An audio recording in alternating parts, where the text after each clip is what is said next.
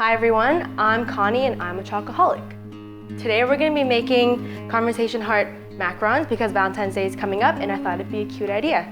I know you're thinking macarons are so PMSy, but they're not that bad once you get the hang of it. So this is what you need to start. You're going to need 40 grams of granulated sugar, 120 grams of egg whites, 140 grams of almond flour, and 240 grams of icing sugar all sifted together. If you want, you can use food coloring. I've got red and pink here. And to use, to make your paint for writing the messages, you're gonna need lusterless and lemon extract and a paintbrush, preferably one that you don't use to paint with. And then to make the ganache, you're gonna need 3/4 cups of white chocolate and 1/4 cup of heavy cream. So the first thing you wanna make are your macarons because they'll take the longest. Take your egg whites, try to get them at room temperature by leaving them out for a bit before you use them. That way they whip to higher volumes. If you don't have a stand mixer, that is a-okay. You can hand mix if you got giant biceps or use one of those like hand mixers. You're just gonna mix this and whip it until it gets a little bit frothy and have your granulated sugar ready as well. And once you see those little bubbles start to come up, you're gonna pour in your granulated sugar all at once. Okay, now that you have your sugar all in there, you're gonna turn it up to max speed and whip the crap out of it until it gets to stiff peaks. If you have something like this is not ready. It's still frothy and there's no peak at all. What you want is shininess and a stiff peak. So give this another like 2-3 minutes or so. And now this is what you want. I know you can't really see it from where you are, but this is a lot shinier and a lot more stiff, so there's more structure to it. If you want to add food coloring, this is when you should do it. I'm gonna use red because it tends to fade out a little bit, so it'll become pink. I'm just gonna add about a drop to my white, my egg whites.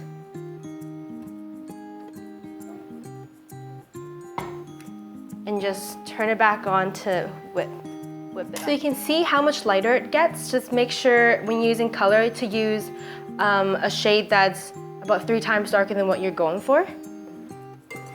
And just make sure all of the egg whites are colored. You don't want any weird white streaks on your macarons when you're done. Once you got your color all mixed in, take it off the mixer, grab a spatula, and this is the harder part. This is where you have to fold your dry ingredients into your what is now meringue. This is where you have to be a little bit delicate with it and use this technique that is called folding. So I'll show you what it is. What you're gonna do is just pour some of this into your meringue mixture, just right on top. And try not to spill like I just did. And folding is when you put your spatula at the top of the bowl and then you go clockwise, lift the bottom stuff and just fold it on top. Do it again, take the bottom stuff and just fold it on top of the back to 12 o'clock position. So you don't want to mix and you don't want to stir because that will kill all the air bubbles that you worked so hard to put in the first place. So just keep on folding. I know it doesn't look like much, but you will get there. So I just went ahead and add the rest of my dry ingredients because you only really need to add them in 2 parts. You don't have to separate them anymore.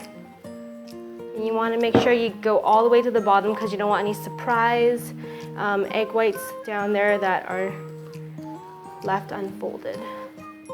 Okay, so I just finished folding and this is what it should look like.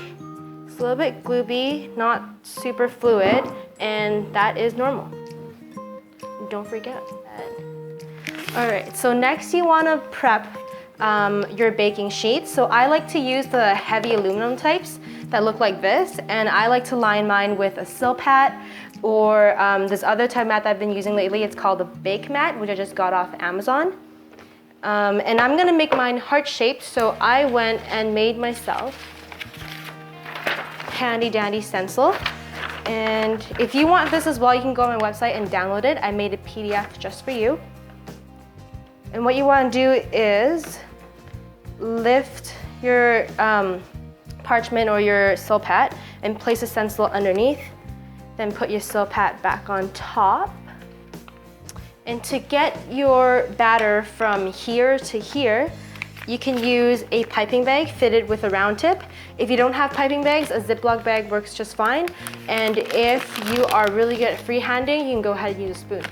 And what you do basically is just trace your stencil and fill it in.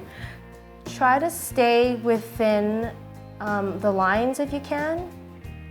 I know it's hard, I don't do it all the time, but it does help to make prettier macarons. So what I like to do after tracing and filling is go over the tops again with just the tip of with this tip. Because right now it's looking kind of lumpy and there are some gaps in there. All you gotta do is just go back and kind of flatten it out. I just piped all of my macarons. And after you do that, you just want to take out your stencil because you don't want to bake that. And now before these go into the oven, you have to get rid of some of the air bubbles, and you do that by smacking it on the tabletop. This is really good if you need to get your aggressions out. Just go make some macarons. Like that. And then just do it to the next tray. Now before these are totally ready, you have to let them sit out for about 30 to 60 minutes just to let the macarons form sort of crust on top, and with that it won't crack when it enters the oven. If you're using a non-convection oven, you want to turn it up to 325. And if you are using a convection oven, you would want to lower that and use 275 degrees Fahrenheit. And on to part 2, we are going to make the white chocolate ganache. So you have your 3/4 cups of white chocolate and your 1/4 cup of heavy cream. What you're going to do is pour your heavy cream into a microwavable bowl, not a silver one, I learned my lesson. And you're just gonna microwave this for about 40 seconds, depending on how powerful your microwave is, until it just starts to simmer. This is what your heavy cream should look like after about 30 to 40 seconds microwaving. Some bubbles in there, some steam coming off, good signs. Then you just go ahead and pour this right over top your white chocolate, and you let that sit for about a minute. Gently stir that until your white chocolate melts. After you finish stirring, it should look something like this. Super silky smooth. And at this point, if you want, you can flavor it with vanilla extract or vanilla bean paste. I like using vanilla bean paste because you won't run the risk of diluting your ganache, and you get to see little flecks of vanilla seeds, and that looks really cute. Like 1/4 teaspoon. I just took my macarons out of the oven. They're just resting on the counter to cool. You want them to cool completely before you even touch them, because otherwise they could break off and it'll just stick to the bottom of your parchment or your silpat, and that's just no bueno. Well, right now we're gonna use this time to prep our filling and our paint. So your ganache should be set up and it shouldn't be runny anymore. This is how thick it should be. Like it'll still fall off your spoon, but it shouldn't be like drooping. Then you just take another piping bag, and I like to fit mine with another round tip, but you don't have to do that, and you can use a spoon. Just fill your macarons if you want. And for your paint, you're gonna use lemon extract or vodka. Just any type of alcohol-based liquid should be good. And I like to use silver luster dust because it shows up better than the gold, but it's really up to you. So the ratio, I mean, there's no exact measurement for it, but the ratio should be approximately 5 parts luster dust to 1 part extract or vodka. And add in your luster dust. You want it to be fluid, but also thick enough so that it shows up. Okay, so these have been cooling for about like 5 minutes, and I'm just gonna do a quick check to see if they're ready. What I like to do is gently lift up the sill pad and if the macaron comes off really easily, then it's ready to go. It's got its little feet, so that's an indicator of success. Flip your macaron upside down so that the flat side is facing up. Then take your ganache and just pipe around the perimeter and fill it just like how you trace the macaron batter. And now take the pretty and smooth half and just gently place that on top. Push it down a little bit so that your ganache flows out over the side. Just looks better that way.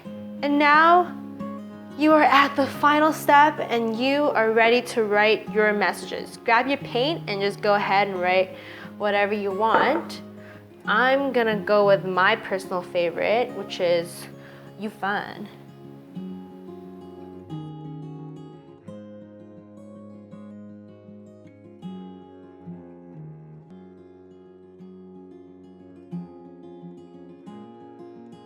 Thanks for watching my video, guys. I hope you found it helpful. Don't forget to comment and subscribe, and stay tuned next week for another awkward video. Dun, dun, dun, dun, dun.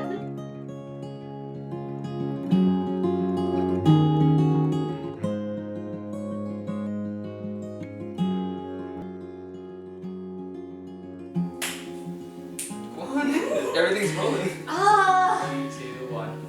Don't. Can you do this then? I'll film. I don't know what they. Yeah, I want to film. What's that? That. How do I want my hands? Like, I wish I had. Oh!